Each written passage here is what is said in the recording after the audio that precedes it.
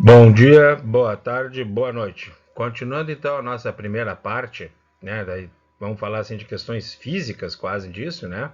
Então a parte da reologia, né? Ou seja, como as partículas andam, né? Literalmente, essa é a palavra. Ou seja, como é que elas se movimentam dentro de certos, vamos dizer assim, de certos vasos, tá? Aí não vamos entender o vaso sanguíneo, mas já entendendo, né?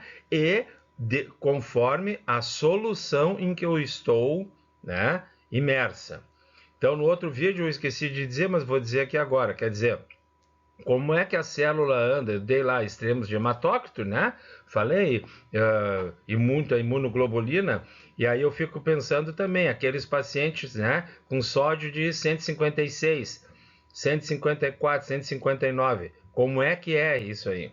Né? Ou seja, como é que essas células vão se movimentar dentro de certos vasos, e falando agora de vasos sanguíneos, né?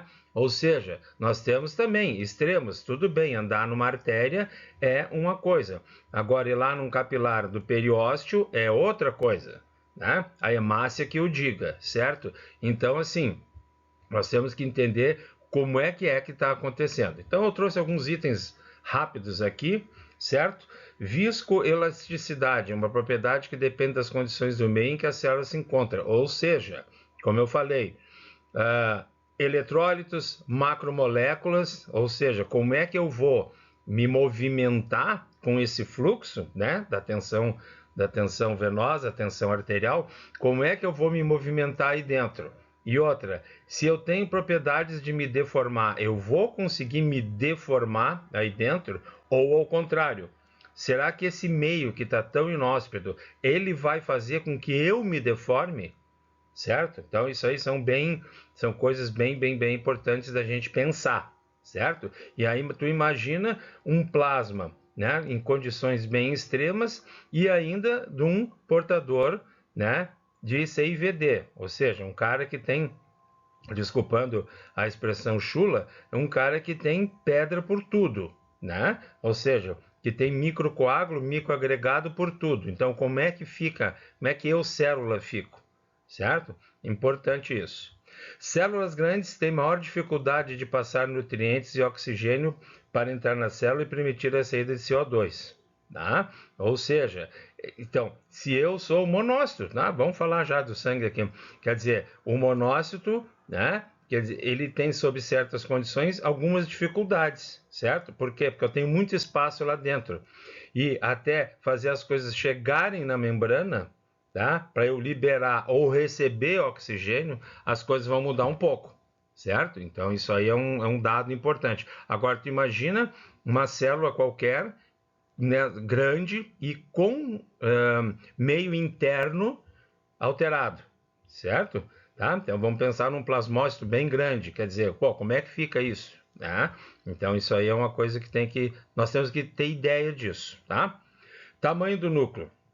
O crescimento nuclear pode aumentar sob condições onde o crescimento celular não é inibido, tá? Bom, então, o que a gente sabe disso, né? As nossas tão famosas leucemias, os nossos linfomas e, nunca esquecendo, as nossas mielodisplasias, né? Então, vou até ler porque isso aqui é bem importante. O crescimento nuclear pode aumentar sob condições onde o crescimento celular não é inibido.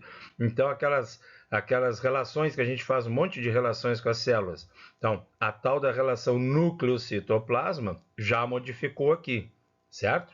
Aqui já está diferente, certo? O volume do núcleo pode aumentar sem distorção de forma. Tranquilo, tá? Certo? Agora, nós reconhecemos certas células em função do tipo de núcleo e da relação núcleo-citoplasma, que é uma coisa bem importante. Então, vou ler de novo aqui. O volume do núcleo pode aumentar sem distorção de forma. Tá? Então, quer dizer, por que esse núcleo está grande agora? O que está acontecendo aqui? Tá? Então, estou jogando essas coisas aí para a gente ir pensando. A forma do núcleo pode mudar em função do aumento do seu tamanho. Tá? Então, ou seja, quando eu tenho uma certa quantidade de cromatina, eu tenho uma forma. No momento em que isso aumentou, certo? Eu tenho outra forma. tá? Então, quer dizer, eu tenho que pensar nisso também. Por que está acontecendo isso com essa célula, tá? Depois, a mudança da forma do núcleo é acompanhada por mudanças na forma da organização da cromatina, distribuição nuclear e expressão gênica. Então, aqui que está, ó. Isso aqui a gente conhece bem, mas eu quero chamar a atenção uma coisa, que quando o núcleo sai do seu, entre aspas, natural, até a expressão gênica da célula muda, certo? Então, aonde é que a gente vê bastante isso? Em células neoplásicas, né? Isso acontece bastante. Tá, e se eu ainda não tenho alguma neoplasia ou coisa parecida, mas eu posso estar fazendo um chip ou fazendo já uma mielodisplasia. Quer dizer, então já estou com expressão gênica alterada. Tá? Veja que nós não estamos falando aqui tipo de gene e coisa parecida. Tá? Nós estamos falando que até isso modifica, né, as questões, vamos dizer, entre aspas, fisiológicas da célula. Tá? No caso, fisiológicas do núcleo. Certo? Então, interessante isso aí. E depois, mudanças da forma do núcleo. O núcleo pode mudar por divisão celular, migração, desenvolvimento e apoptose. Aqui eu quero chamar a atenção de uma coisa. Quando nós coletamos o tal do sangue por hemograma, nós estamos pegando quem está em migração, né? Certo? Tá andando lá. Se ele ia para algum lugar, a gente tirou, não vai mais. Ah, agora tu vai ficar no tubinho aqui. Certo? Desenvolvimento, né? Pô, por que eu peguei uma célula agora aqui que está com núcleo estranho? Ela está com núcleo, parece que ela é de uma fase anterior, né? Certo? Parece que ele está com a forma de uma fase anterior. Tá, mas isso é da doença ou isso foi uma casualidade ou o que está acontecendo? Tá? Apoptose, a gente pega em alguns pacientes, sim, certamente fácil. E também pega apoptose em paciente que não tem nada, tá? E então é aquele azar, né? Ou sorte daquele coletador que pegou a célula bem naquela hora, tu fez o esfregaço naquela lâmina e tu leu aquele campo, né? Quer dizer, é mega sena, tá? E tu viu uma célula em apoptose, tá? Essa célula sozinha, ela é sinal de alguma coisa? Ou tu viu apoptose junto com um monte de outras coisas? Então, ou seja, hematologia é o conjunto. Lembra que eu falei, 2 mais 2 raramente é 4 em hematologia. Então, a gente tem que ter esse cuidado aí, tá? E por último, consequências patológicas da alteração da forma do núcleo, tá? Dismorfia nuclear, então aquilo que a gente está acostumado como sendo, entre aspas, eu não gosto de dizer a palavra normal, né? Porque aí parece que tudo que está diferente é anormal. Eu não gosto disso, tá? Então assim, dismorfia nuclear, aquilo que está, vamos dizer assim, fora dos nossos padrões, né? Lobulação, tá? Isso é bem importante. O tal do neutrófilo hipersegmentado, tá ótimo, isso aí tudo bem. Pois é, mas eosinófilo com 4 lóbulos, monócito lobulado com 3 lóbulos, quer dizer, como é que é isso? Tá? Certo?